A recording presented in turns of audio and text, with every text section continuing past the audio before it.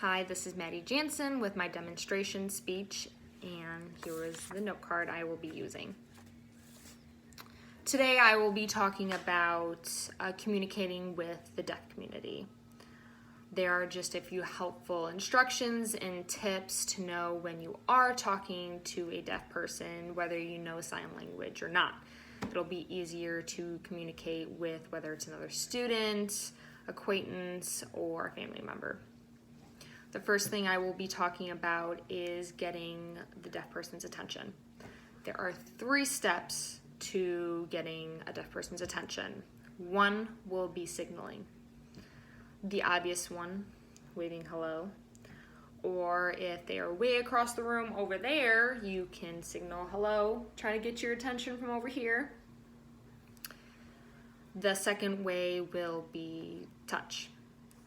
In the hearing community, we might think it's kind of rude to touch someone we are just meeting or someone we really don't know. But in the deaf community, it's perfectly acceptable if you touch someone on the shoulder, the back, the hand, anywhere appropriate is all right to touch to get someone's attention. The third thing and final thing will be getting a secondary source if you can't do either of those 2.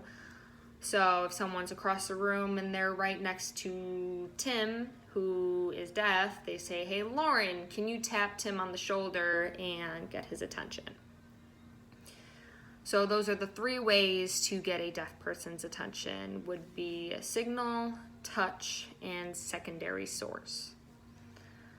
The second thing I want to talk about is interrupting a deaf person's conversation.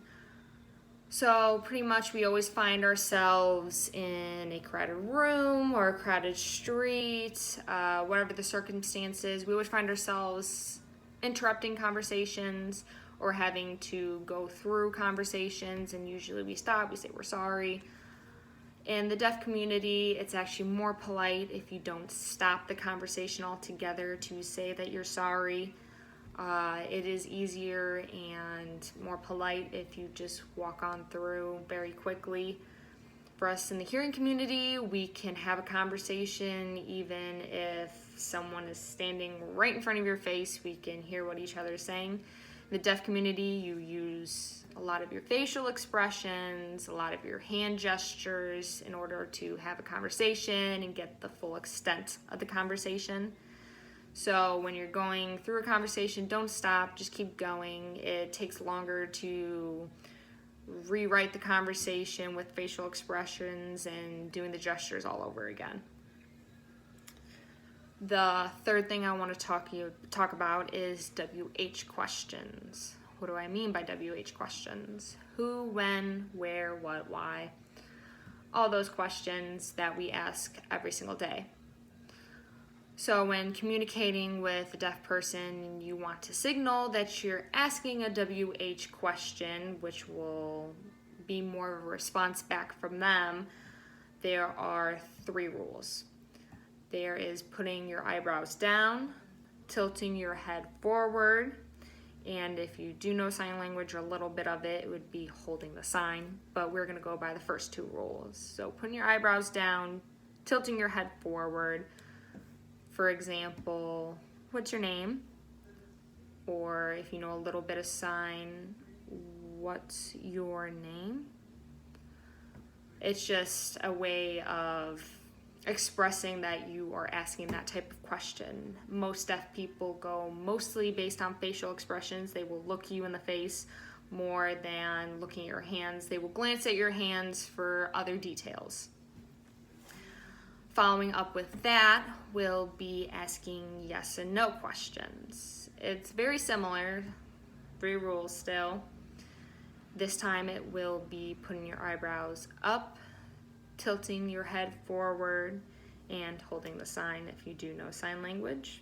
But eyebrows up, head forward will signal that you are asking a yes or no question. So remember that man's name? Yes or no. Or if you do know a little bit of sign language, remember that man's name. It's just easier for them to know exactly what you're looking for with their response. So that is all that I want to talk about with communicating to deaf people. It's kind of just the basics of trying to communicate easier. Very simple things we can do as hearing people that we can remember, use in our everyday lives, even when we're talking to people who can hear.